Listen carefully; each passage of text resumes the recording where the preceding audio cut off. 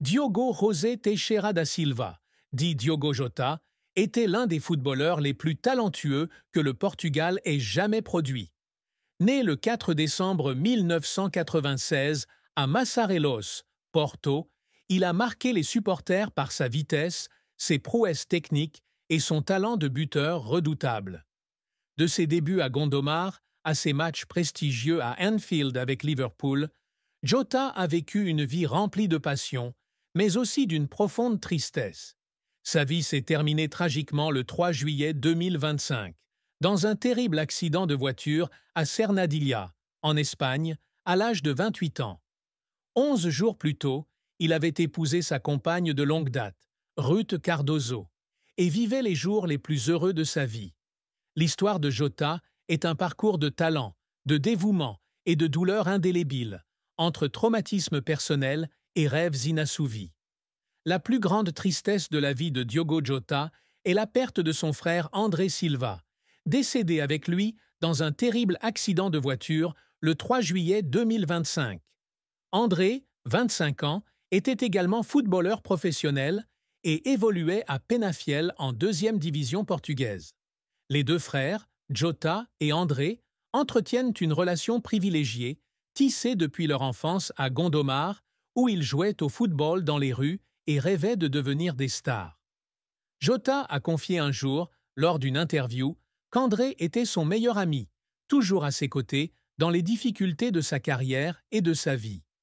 Bien que Jota ait traversé de nombreuses épreuves, du rejet de grands clubs dès son plus jeune âge, en raison de sa petite taille, aux nombreuses blessures subies tout au long de sa carrière, aucune douleur n'a été plus grande que la perte de son jeune frère bien-aimé.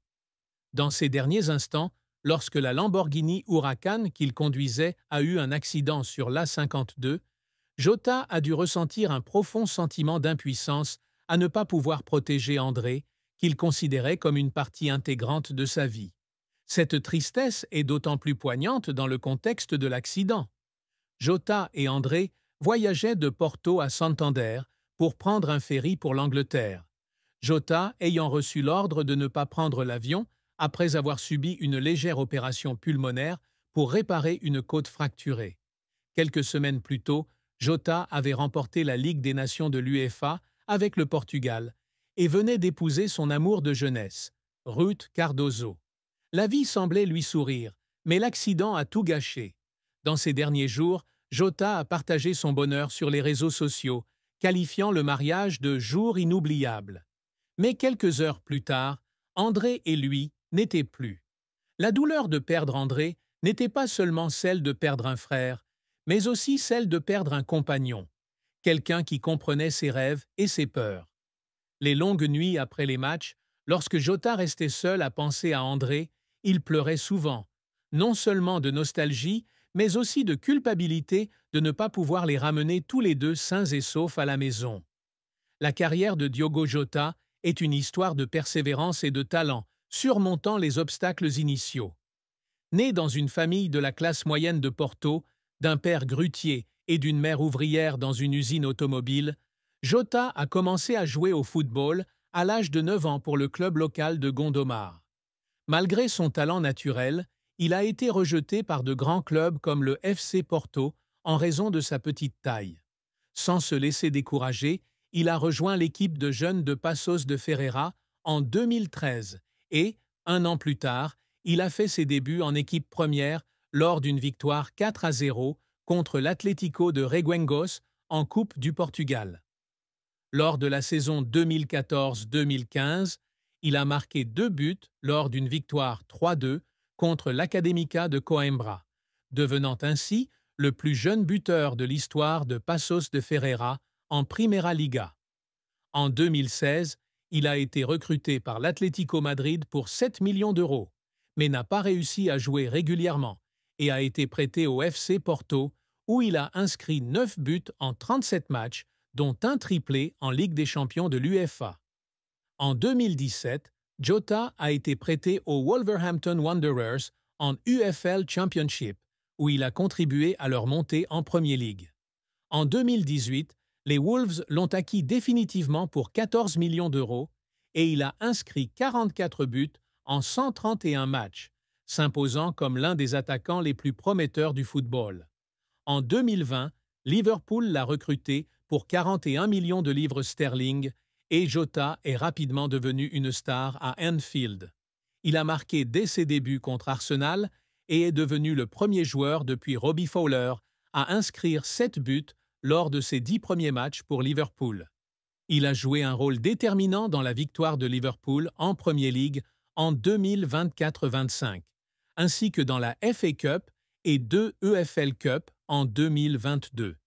Jota a fait ses débuts avec le Portugal en 2019 et a marqué 14 buts en 49 matchs, remportant 2 Ligues des Nations de l'UEFA en 2019 et 2025. Cependant, la carrière de Jota n'a pas été sans heurts. Les blessures ont été un frein majeur, notamment une blessure au genou en 2020 qui l'a tenu éloigné des terrains pendant 3 mois, et un problème cardiaque diagnostiqué en 2014 qui l'a contraint à interrompre l'entraînement.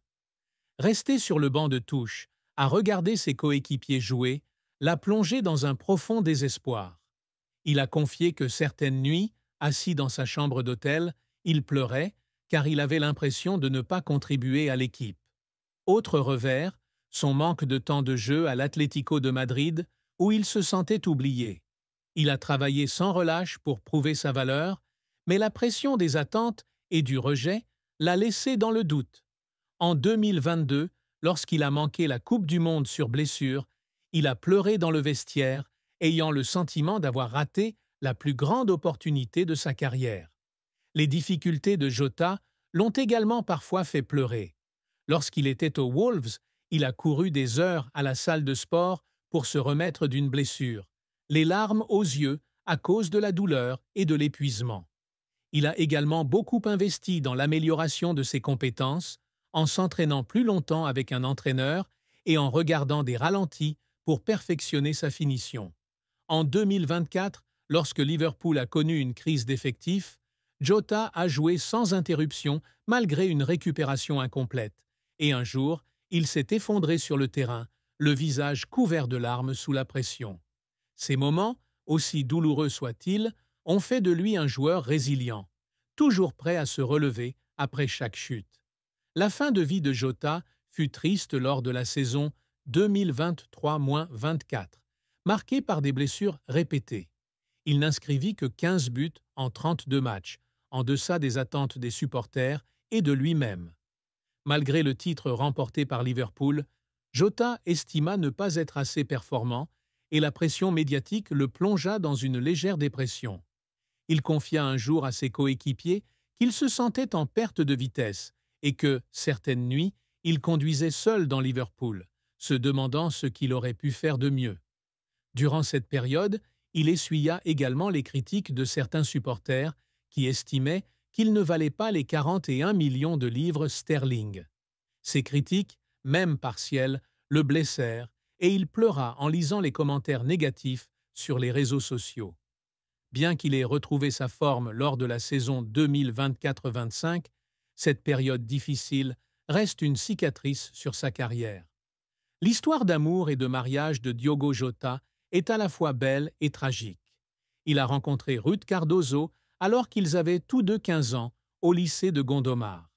Ils ont commencé à se fréquenter et sont devenus des âmes sœurs, passant leur jeunesse ensemble. Lorsque Jota a rejoint l'Atlético Madrid en 2016, Ruth l'a rejointe à Madrid, devenant sa fan numéro 1, comme elle l'a dit un jour dans une interview. Ils ont eu 3 enfants ensemble, 2 fils, Dinis et Duarte, et une fille qui avait 7 mois au moment du décès de Jota. Le 22 juin 2025, ils se sont mariés à Porto, un événement que Jota a décrit comme un rêve devenu réalité. Les photos de mariage montrent Jota et Ruth souriant, sous des pétales de fleurs tombant, leurs 3 jeunes enfants à leur côté. Cependant, à peine 11 jours plus tard, Jota et André sont décédés, laissant Ruth veuve à 28 ans avec 3 jeunes enfants. La tristesse de l'amour de Jota ne réside pas dans la rupture, mais dans la brièveté de son bonheur. Il a dit un jour que Ruth était celui qui l'avait aidé à traverser les moments les plus difficiles, des jours de rejet à Porto au mois de blessure à Liverpool. Mais l'accident les a privés, ainsi que Ruth, de la possibilité de fonder une famille unie. Dans ces derniers jours, Jota a écrit une lettre manuscrite à Ruth, qu'elle a retrouvée plus tard dans ses bagages, dans laquelle il exprimait son amour profond et son désir de voir ses enfants grandir. La lettre a fait pleurer Ruth à sa lecture et elle a un jour confié qu'elle avait le cœur brisé. La douleur de Ruth et celle de Jota à l'idée de quitter sa famille sont indissociables de leur histoire d'amour. Diogo Jota a longtemps caché ses problèmes d'anxiété, un problème dont il n'a jamais parlé publiquement. Malgré sa présence confiante et souriante sur le terrain, Jota a souffert de crises de panique, notamment après des blessures graves. Il confia un jour à un ami proche qu'il passait des nuits blanches, hanté par l'idée que sa carrière pouvait s'arrêter à tout moment. Il consulta un thérapeute à Liverpool, mais le cacha à ses coéquipiers et à sa famille, ne voulant pas paraître faible. Lors de ces séances, organisées dans un petit cabinet près d'Anfield, il fondit en larmes en évoquant la pression des attentes et la peur de l'échec. Il tenait également un journal intime, où il notait ses pensées sur la vie et le football, mais